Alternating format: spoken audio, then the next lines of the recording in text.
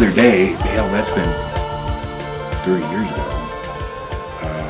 And then also some friends of mine during the Gulf War, they landed cargo, and they'd get over Cairo, and they'd give them to Middle East Control, which were Americans, and it was always at night, and they'd give them this left, right, up, down stuff, you know, and then turn on your lights, and there was a runway, and they'd land and taxi to the end, and then they'd unload, and then pull away, and then give them the heading of the runway. You know, they couldn't see anything. It was just absolutely black. And then when they took off, you know, all they had was the runway lights. And then they'd go to Middle East Command. Where was that based? Just northwest of her guidehouse. Right. Oh, yeah, okay. There's so much background noise. And this room has been under radio surveillance since... This is John Lear. Take one. Take one!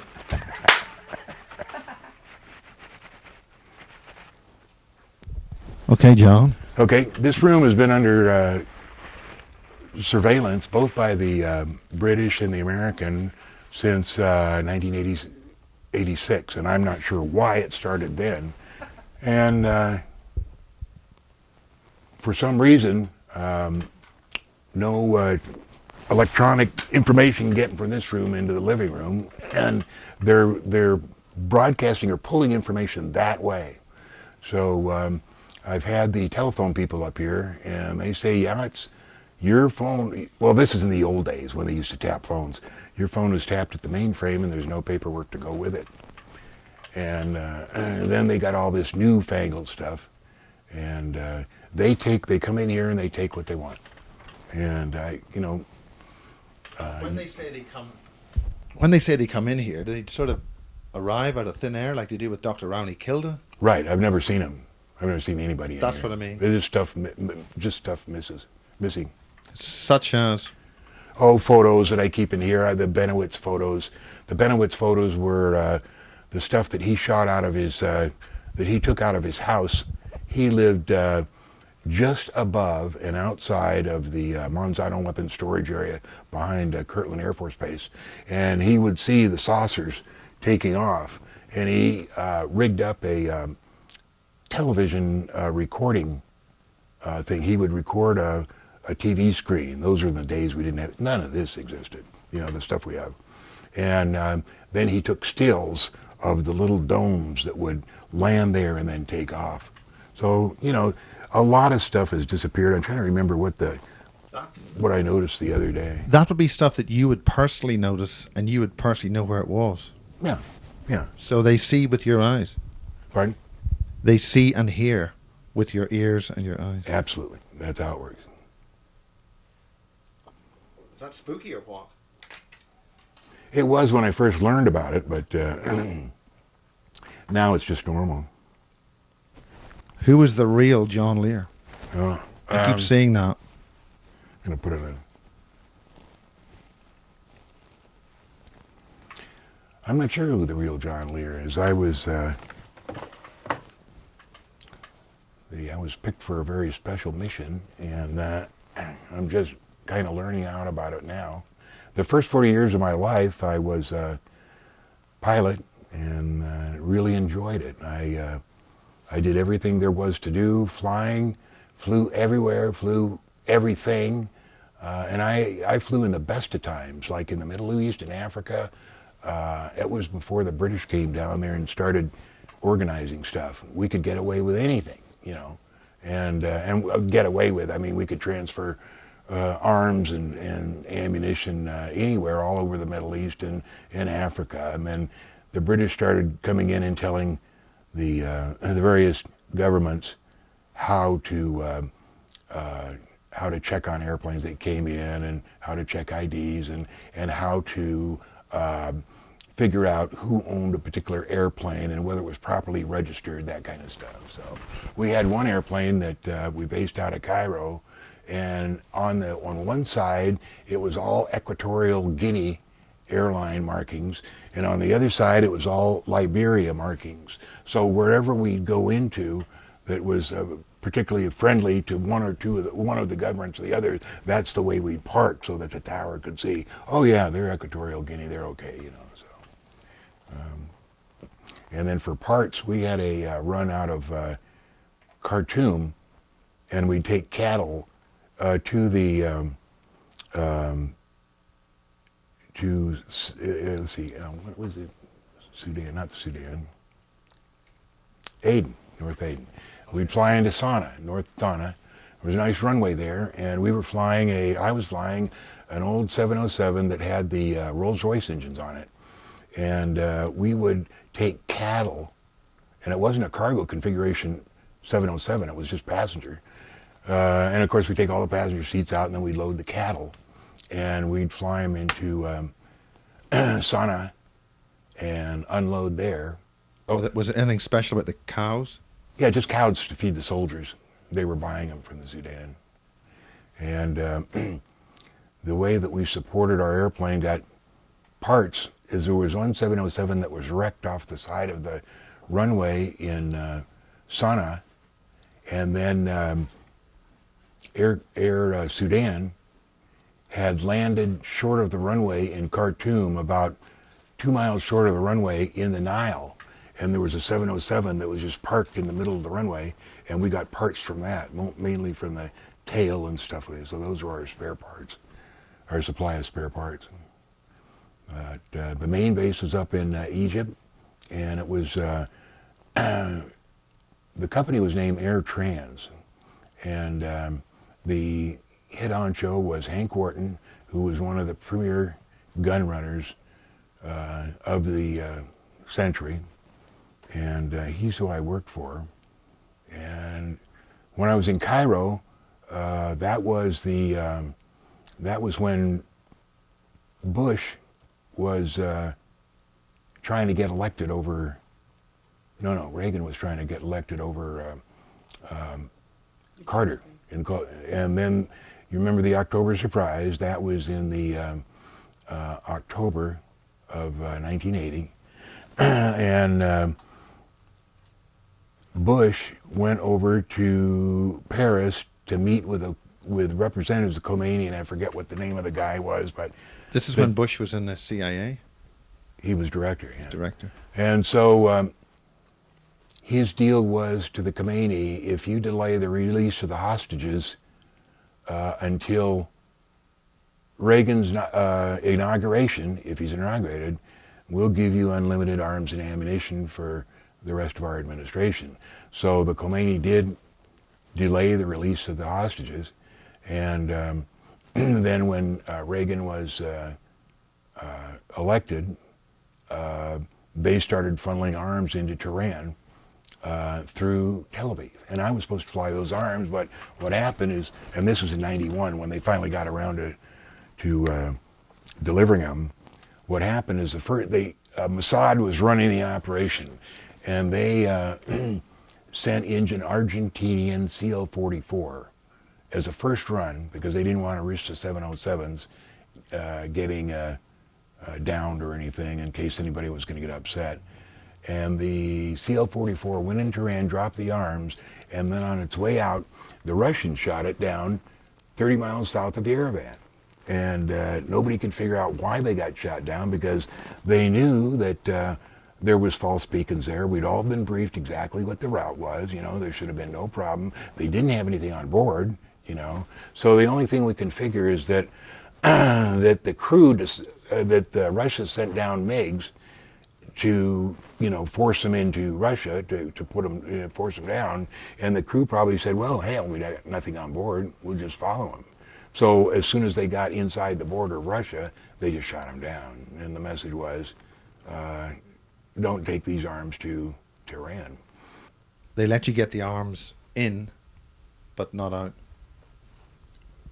In other words, the arms were delivered by the U.S. to Zaragoza, and then the Israelis would pick it up in Zaragoza and transfer it to Tel Aviv, and then we'd pick it up in Tel Aviv, and our mission was taken from Tel Aviv to Tehran.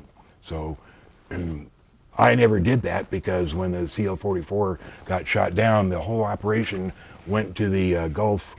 They either used Qatar or Dubai or one of those places, and they took it just across the Gulf to Tehran. I never found out how they, or whether they delivered the arms were delivered, but I don't know how. What kind of arms? Whatever the Iranians had ordered, whatever it was, you know, just small arms. That's about all we can take in those airplanes. It was about that time that we were taking arms from Athens, Greece, to Johannesburg.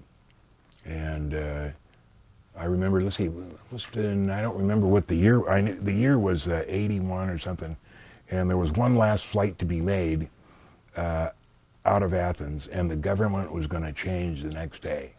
And I don't know what they had in the airplane, but it was at night in Athens, and I remember Hank came out and he said, "You're pretty heavy, so you can stop and refuel in Nairobi and then go on down to Johannesburg." And the one thing you don't want to do is when you have arms is stop halfway, and so it gives too many people too much of a chance to look at what you got. So I kind of figured it out, and I said, "I think I can make it nonstop, Hank." And he said, "Well, I'll give you 1,000 extra if you make it nonstop." No problem. So I told the crew that we were going to take off way over gross weight at Athens, going to the north there. And but no problem. We went up, took it over, and took it off and climbed to altitude. And Hank always claimed that he would get us clearance for the different countries, but he never did. So Yeah, Europe's that's a bit. what? It's a bit tricky doing that even for civilians. So my co-pilot name was Munchie because he always munching stuff. We get down over Cairo was no problem, but we get down over Sudan and we meet the FIR and the Flight Information Region, and we have to report in. And Munchie goes, Sudan, Boeing 526 estimate, or over Khartoum at 26 estimate the border 11, you know, over. And Sudan would come up and say, Khartoum, Roger, please give us your overflight clearance number. And then Munchie would go, Khartoum, this is Boeing 526, over Khartoum at 26 flight level 350, estimate the FIR at 49er, over. And then Sudan would go, or Khartoum would come back, 707, we demand you give us the overflight clearance, you know. So it was at night, and what they were going to send up, you know, to shoot us down, I don't know, but it was a lot of fun working with them. And I think the total time to Johannesburg was 11 hours, and we made it nonstop, so that was a nice flight. This is the Khartoum operation. That was Hank Wharton. He's the guy that we worked for, and this is Joe Weber, my engineer, and this was a Khartoum, or a Sudan co-pilot, and this was taken in Cairo, and that's in the cockpit. And there's another picture here. Oh, that's in Sana right there. Yeah, that's in Sana. Just all the way across. Talking That's what I did. claptrap. Pardon? Talking claptrap. Right. But who was the arms for in South Africa? I don't know who those were for, but during the Falkland War, we had a deal. It never came off, but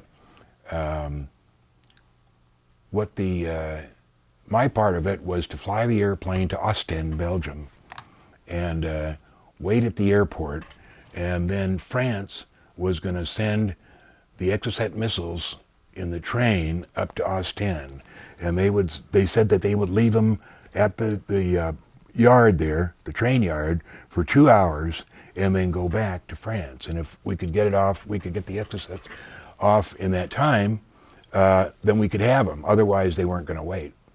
And so everything had to come into place for this to happen, and it never happened. But we were supposed to take the Exocets from Austin to direct nonstop to Johannesburg. Or not, we were going to land at Sal, which belongs to an island that belongs to Portugal. in the middle of the Atlantic, and then nonstop to Johannesburg. And Johannesburg was shipping them to the Argentinians, who were going to blow up, use them for the British. But that was a big secret in those days, and France didn't want the British to know that they were really, sending those Exocet missiles. And then in 1977, got a call to go to Frankfurt. I wasn't working at the time, I don't think. Let's see. Yeah. I was working for Nevada Airlines, flying DC-3s out of the canyon. And this guy calls up and he says, I hear you're 707 qualified. Do you want to go to work for a couple of weeks or a couple of months? It's a classified mission. Oh yeah, sure, okay. He says, okay, we'll go to Frankfurt and check into the hotel at the airport, and I'll call you there. And I said, okay, well, how do I get paid for the airplane trip? And he said, well, you pay for it and I'll reimburse you when you get to Frankfurt. So usually I don't do that, but I thought, well, okay, let's do that. So we went to Frankfurt and I checked into the hotel, and there was a phone call, and the guy said, meet, he said, be at Lufthansa at 9 in the morning, and there's will be tickets to go to Budapest, and you'll meet some other people who will introduce themselves. So the next morning, showed up at the counter at Frankfurt there, and there was tickets waiting to go to Budapest, and I saw some other Americans standing around. I knew those guys. I said, what are you guys doing here? And they said, well, you don't think you're going to get in on a deal like this without us, do you? And I said, oh yeah, well, I guess not. So we went to, got on Lufthansa, went to Hungary, to Budapest, and when we went through customs, as we gave our passports to the guy, there was an American guy standing behind the Budapest customs who reached over and got the passport and just gave the guy a nod, and then we went through. And then we were supposed to go to the International Hotel, which we did. And then there was a note to meet that evening at 10 o'clock in room such and such with all these guys. And there was like about 10 or 11. I have a picture around here of the mystery crew. We used to call it the mystery crew. It's a mystery crew. There's a picture over there. That's my back operation. Oh, enough of that. To me, it looks like an arse, if you ask me. It looks like a bum, but, Well, we had to shoot it from that. This is a Saudi Gazette for one of the days we were doing it, and the name Mystery Crew came from this article, and it said, Mystery 707 flying arms to Somalia. And then it says, Mystery Boeing 707 airliner apparently loaded with arms landed at Mogadishu Airport on each of the last 3 days. One European airline executive said the tail was painted yellow, but beneath the coat of paint, the emblem of the West Condor, or the West German charter airline Condor could be seen. He said he saw Somali soldiers unloading chests of the kind needed for packing light arms and ammunition. And so then... So this is when you were working for the company? Or Air America? Yeah, no, I always worked contract. Not, I didn't have a folder with the company. The Air America stuff was over in Southeast Asia, and that was a whole bunch of different stuff. That's the 70s? Pardon? Is that in the 1970s? That was 1967 to 1973. 1970, yeah, 67 to 73. So how does John get into the airplane business? Well, my dad, hold on just a second, and I'll tell you that. I just want to finish this off right here.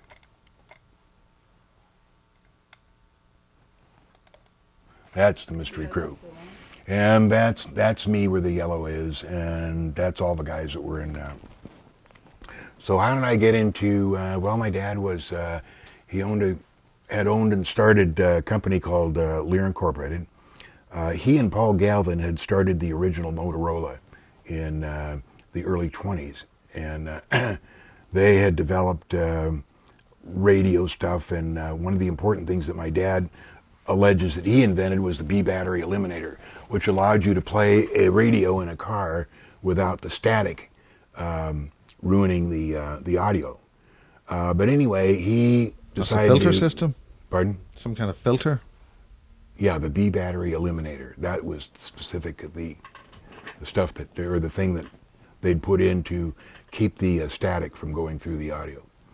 So then he decided to sell his interest in Motorola to Paul Galvin, and then he started his own company named Lear Incorporated. And Lear Incorporated spent the next 26 years selling, building, designing radio equipment and mechanical and pump equipment for the Air Force. And in 1955, he had built an airplane called the Lear Star, which was a modification of the Lockheed 18 for executives. And I think Lear Incorporated built about 62 of them, and they were not a financial success. So then in 1957, when he wanted to build the Learjet, his board of directors told him no, and he sold his stock in Lear Inc. to Siegler, became Lear Siegler Corporation, and then he took the money and formed Learjet Corporation. And it was in 55, 56 that I was learning how to fly, and there was always airplanes at the airport that I could just use that belonged to Lear Incorporated. So that's how I started flying. But he didn't like me flying. He wanted me to be an artist or He wanted you to be an artist? an artist. And he sent an artist over when we lived in Pacific Palisades, and I set up the easel on the front lawn and sit there and learn how to paint on Saturday mornings. But I wanted to be out at the airport, so I'd go out there and spend a lot of time out there. And so that's basically how I started. And then in 1963, in 1962, I had been involved in an accident, airplane accident, which really destroyed me. Right behind you is that picture, and I just wonder if I can call it up here quickly. There, that's the Bucher 131, and I was doing aerobatics and misjudged my altitude, and I was sitting right there, and my face went right through that thing, and it just went straight in, so I didn't have much of a chance to help myself or protect myself. So I don't know whether all the other pictures are. A Bucher, Youngman, and 131. And so it was two place, and that's the front, and nobody was sitting in the front, and I was in the back, and it just went straight in. I hurt myself so bad that I remember going to Geneva in an ambulance, which is about 45 minutes away from the boarding school I used to go to. And I remember floating above my body and looking down and saying, no, you're hurt too bad, you're not going to make it. It can't happen. But somehow I know how I got protected. So anyway, I ended up in Santa Monica. It took me a year to recover and recoup, and I started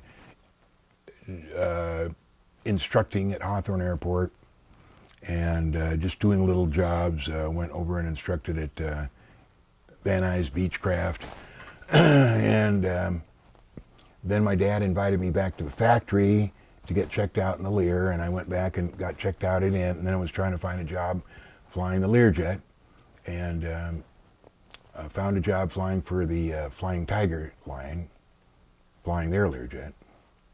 What is the special thing about the Learjet? Why is it so famous? Everybody knows Because about it was the first.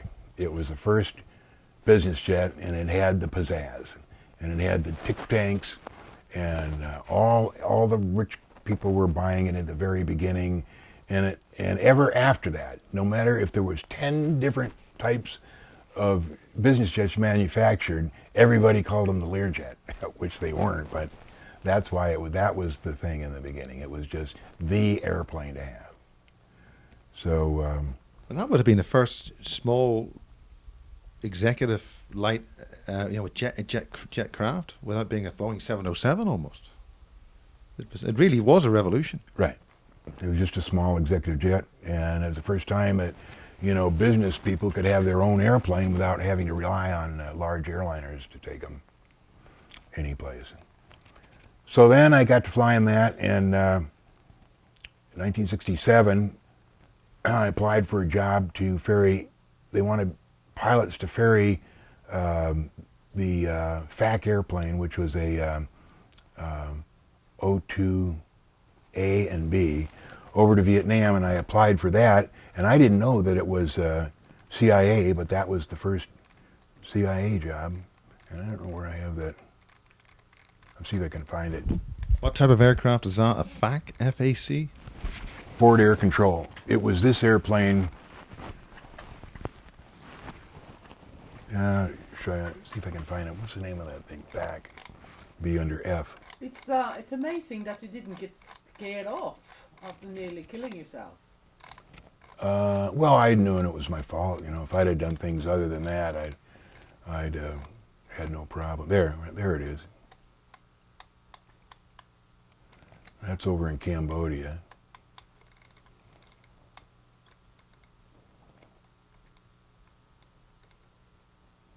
That's not it. Anyway, when I find that airplane, that's the one that I was ferrying, and I ferried those from 1967 until 1970 over to Vietnam, and then we'd get a ticket back, and we'd come through Hong Kong and back to Wichita, pick up an airplane, and get back to Wichita and deliver another one. And then that ended in 1971, and your question was... What got you into the company? You know, I applied for this job, finding these airplanes, and it turns out that it was a CIA operation. And so I just kept doing that. And then when I got back, or when I finished that contract, I flew charter in the Learjet, 1972, and I heard about this job over in Cambodia, flying Convairs. So I applied for that, and that's where these pictures come from. This is in Cambodia. And what sort of aircraft is that? When you mention the aircraft, I'm keen to figure out what's its function. That was a Convair 440. It was a 52-passenger airline, and it flew passengers from Phnom Penh to Battambang in the north and to Kamphasan in the southwest.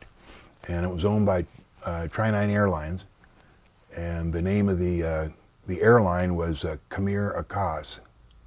And did that for a few months, and then I heard about this job that was opening up in, or that was open in Vientiane, Laos. And I went to, it was my co-pilot that told me, and I said, how do I get on? He said, well, you go downtown Phnom Penh here to the Swiss Indo Shipping and Trading and ask for Kurt Fuhrer and tell him you want to go to work for Continental Air Services, Inc. was who was running it. So there's a book over on that shelf there, and it's called, it was written by one of the spy books, and John Le wrote it, and in the cover you'll see the notification. Escape from Laos? Is that one? It's a big thick one. No, it's Is this one? what's the title? Escape from Laos? No, Is that one? it's a big thick one. No, it's John Le John Le down to your left, and it's called the Schoolboy, Honorable Schoolboy. That's what it's called, on your left, behind the telescope.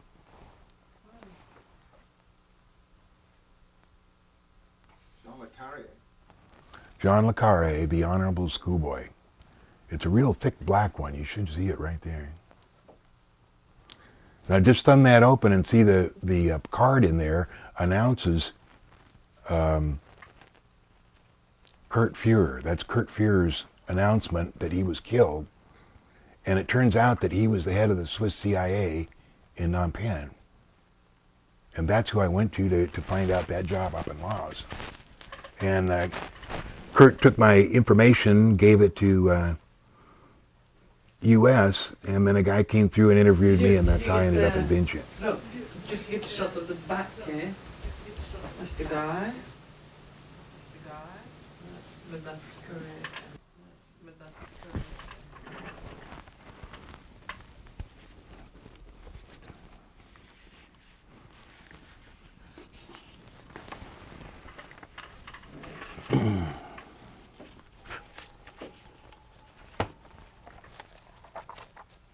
This is a book called Private Warriors by Ken Silverstein, and it came out, maybe 10, 15 years ago. And before it came out, there was a story in Harper's Magazine, and it mentioned Bill Lear Jr., but what they meant, it was me. And so my brother called up, and he said, hey, that wasn't me, that was my brother John.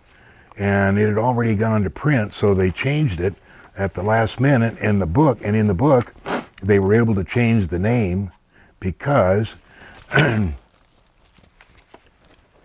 because John Lear is the same letters as Bill Lear Jr., who they originally put that.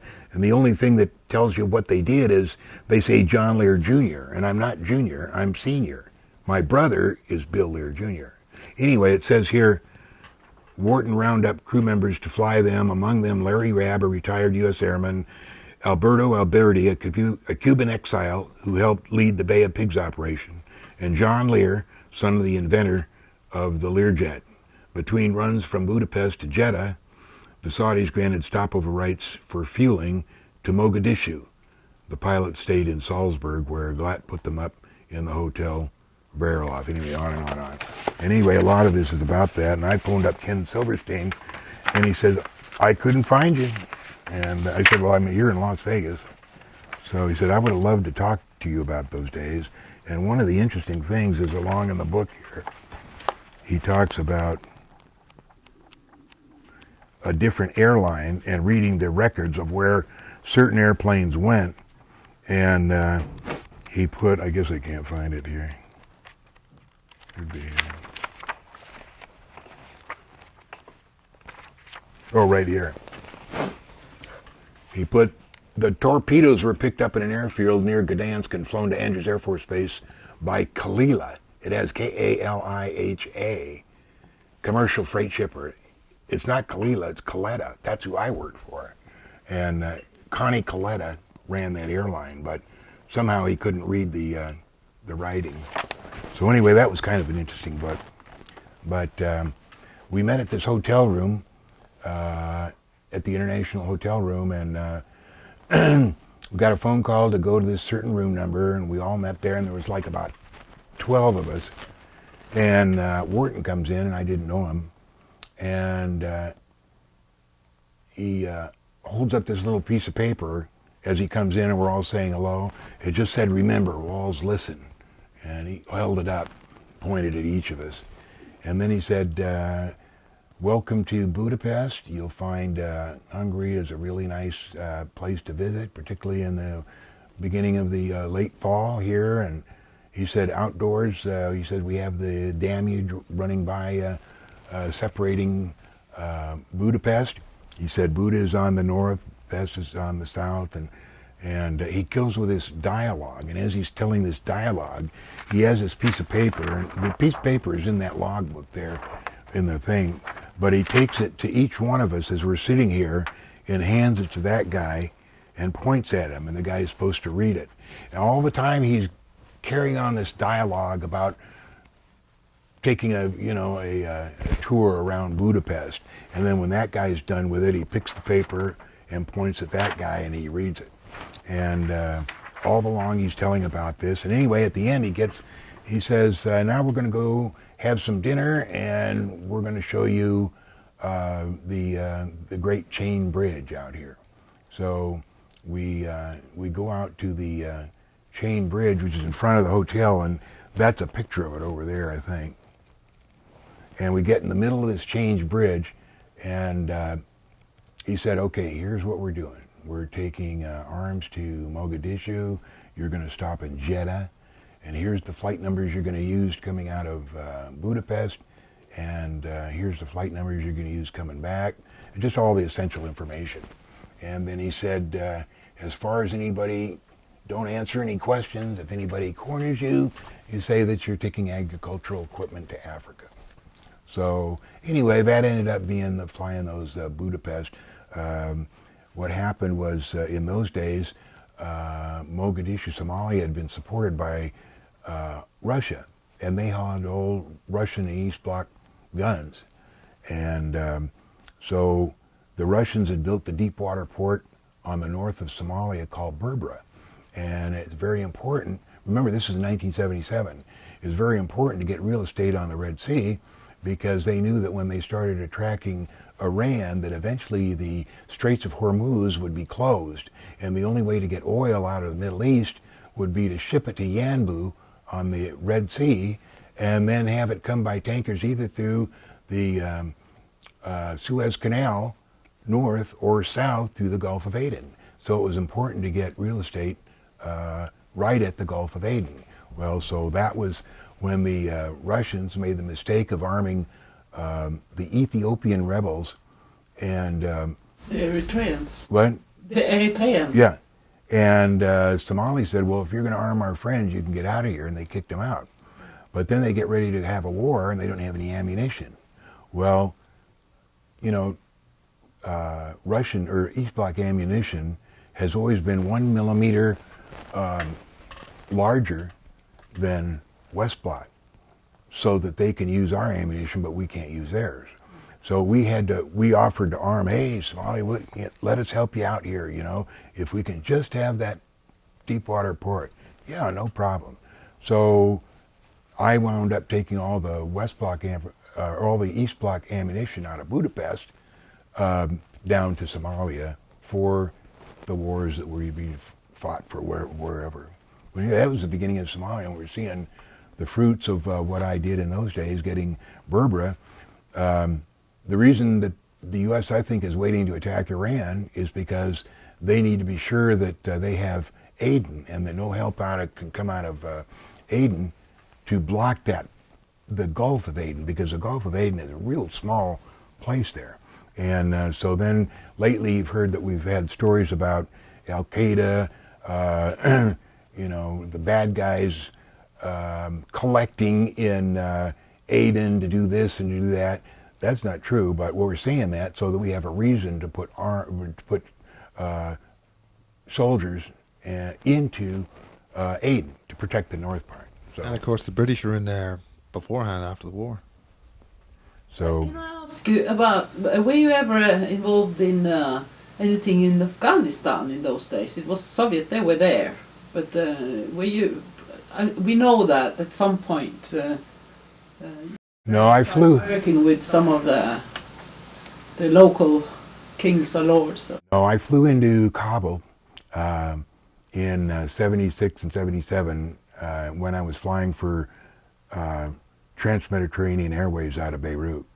And it was so fascinating because Afghanistan has been a fascinating area for me. And I was reading James Michener's Caravans at the time, which is about the history of Afghanistan and all the interesting things that are there. And it just happened when I was reading that, I was flying in there. So we'd stay overnight there, and I'd spend, as soon as we landed, you know, I'd grab a taxi and go to, you know, in each and every place that I could to see all this stuff. And I was going to take my wife on a vacation around Afghanistan that summer, but I got transferred to Bangkok and I couldn't do it. I'm sorry now, because there's been a lot of changes in Afghanistan since then. So you, in the 70s, where the Russians were having a hard time there, because the... Right. They were supported by the CIA. Yeah. I mean, the Russians.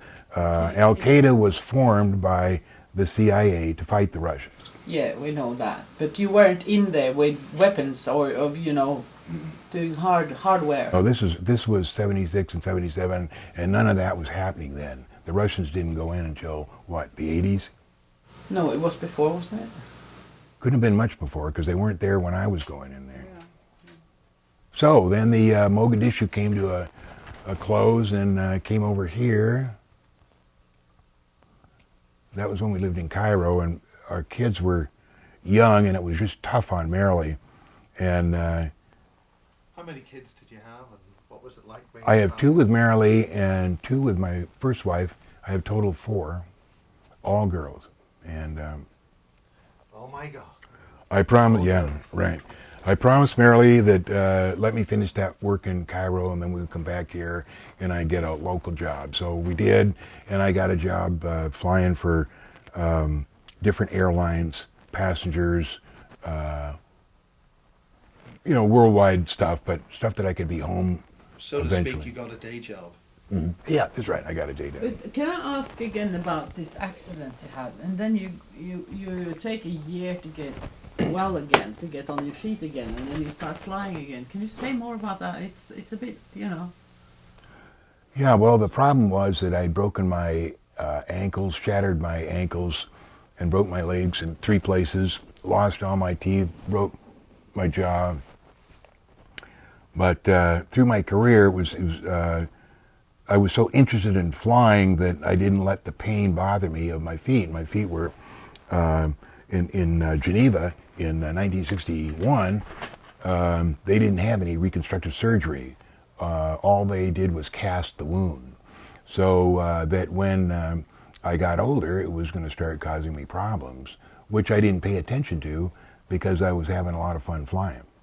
So then after I retired, I got time to think about it, sitting behind this desk, and it got worse and worse and worse. So I still have it, and I use medication to control it. But the reason you have pain is because you're paying for something you did in a previous lifetime. And so you just have to work through it until you get into your next life. So what was the spiritual or the other reason for having this accident in that young age then? What was the reason? Insight. Because, no, it's, you know, that normally that would have scared anyone off or flying again or losing interest. No, because I knew why it happened. I just started to spin too low. And if I was paying attention to my altitude, I wouldn't have started it. But the altimeter is reading in meters, and I wasn't even sure what altitude I started it at, but I started a 3-turn spin, and at the second turn, I looked and I saw a barn go by, and I was thinking, holy shit, I'm low. And, you know, by the time that, you know, I hit, but I knew that it was my fault, and, you know, I love to fly, so just because I got banged up didn't mean that I was going to stay away with it, stay away from it. So what about this? You've got to work through karma from a previous life. What philosophy have you adopted with that? What the hell's going on out there? The purpose of us being on Earth is to learn how to live, is for our souls to mature, to learn how to live with integrity and learn how to live without envy, hate, or greed. And also to express our love to our family each and every day as much as we can.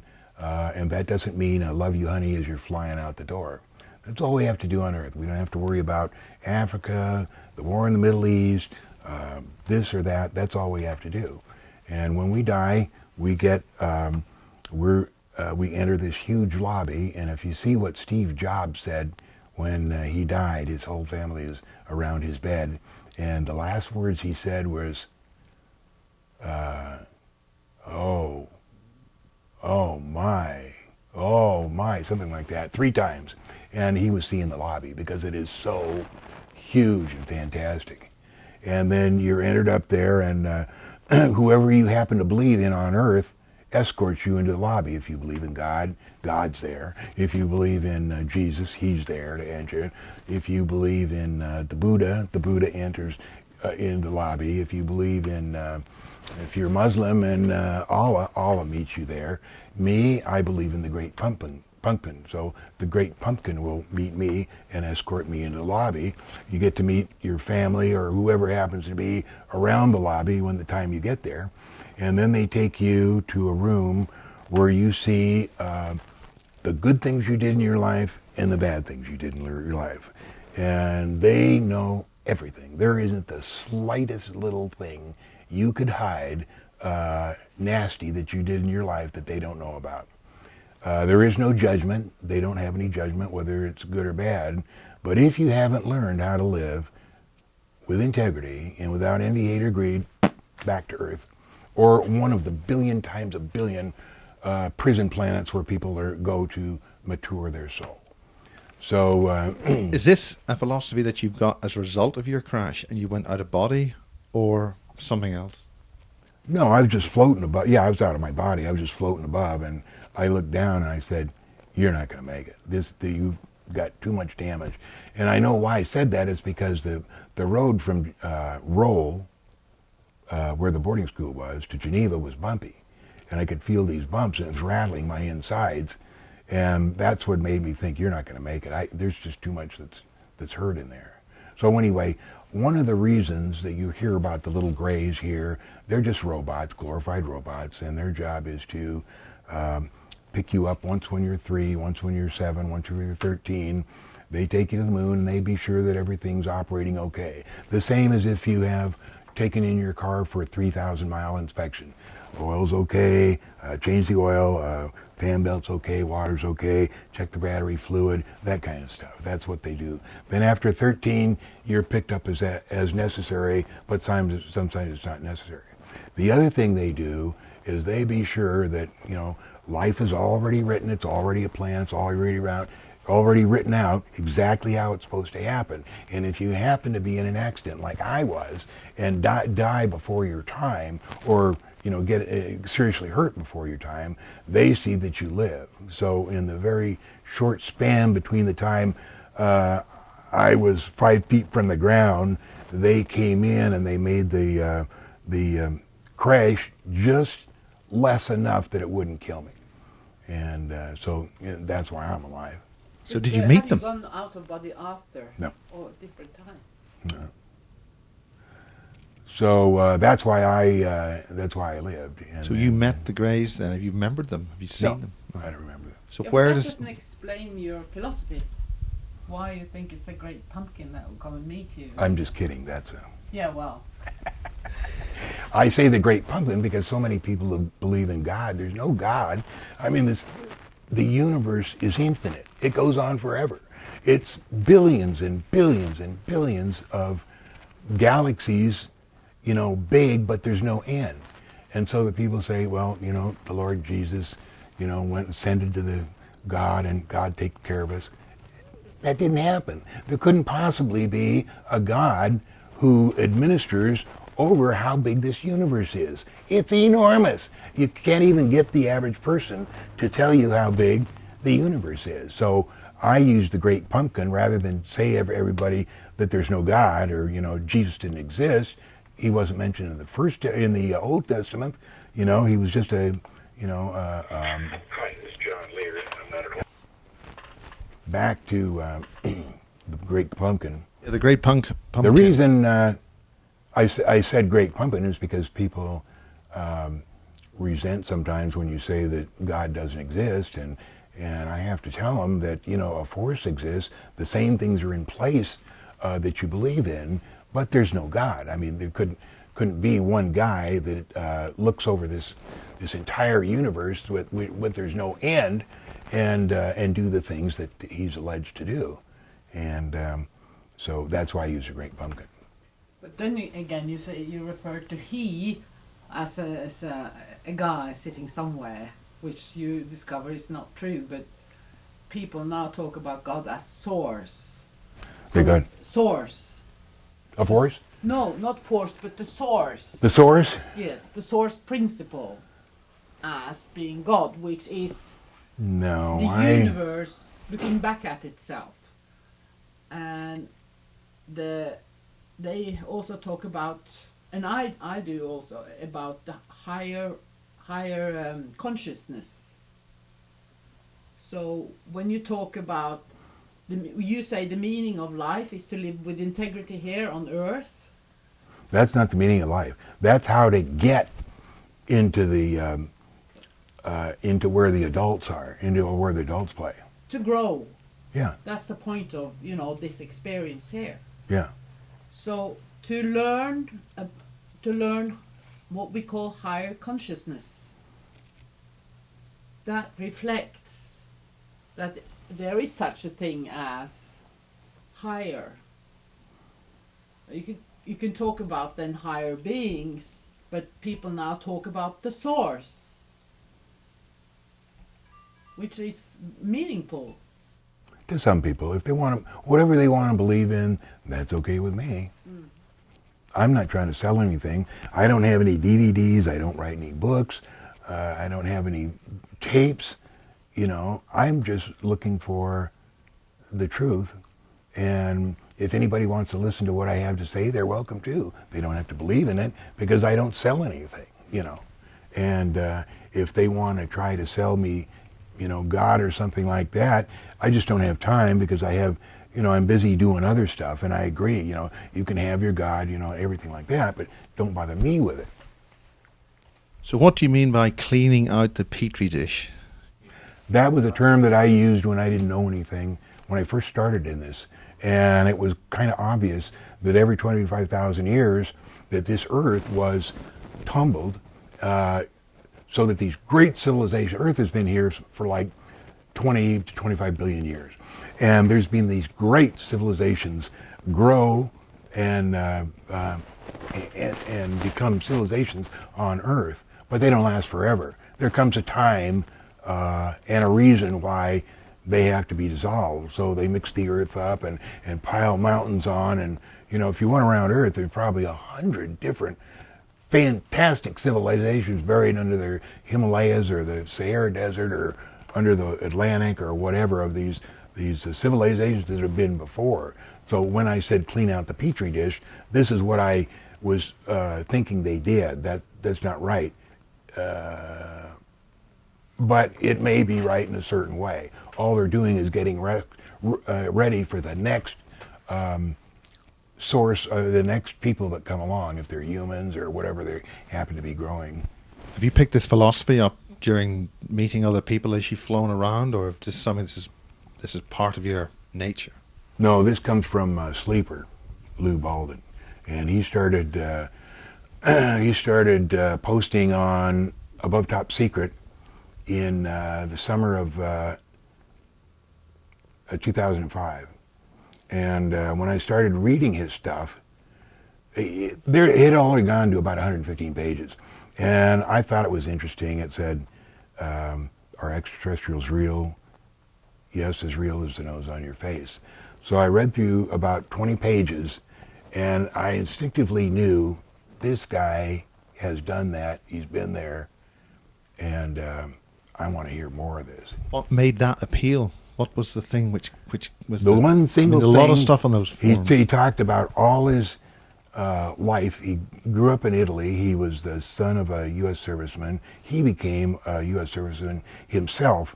And all during the time he was growing up and in the service, the aliens would come and pick him up and take him for tours around the universe, everywhere, and feed him all this information. And he could never figure why they were doing this. And he had, total recall of all the different places he went and all the stuff. And he wrote 2 books. He wrote 5 books, but 2 of them were In League with the UFO, which is the story of what the U.S. did with the Roswell crash, what they found on the ship, how they tried to use it, and all the little things that were there. And the other is A Day with an Extraterrestrial, and it's a kind of a neat story about how they come and pick him up in Kansas City, where he lives, and take him to the farthest reaches of the universe in one day, and just it's kind of neat. So anyway, I got to the 20th page of his posts, and what really got to me was he described how he would be taken by the ETs when he worked with the Army, that they would send a U.S. Serviceman to pick him up, and they would take him to the outside of a hangar. And when he'd walk in the street side of a hangar, there would be these cardboard hallways built. I mean, not cardboard, plywood hallways, which would lead to the craft. And he never saw the craft, he would just go in the craft. And there'd be a U.S. serviceman standing at the entrance, and the U.S. serviceman had no say in what was going on. They were just there to provide the plywood hallway and the space where to park the ship. So that was what told me this guy is telling the truth. Well, we're coming to the end of our first section, so we'll take a little bit of breather and then talk about all that stuff in detail in part 2. Okay.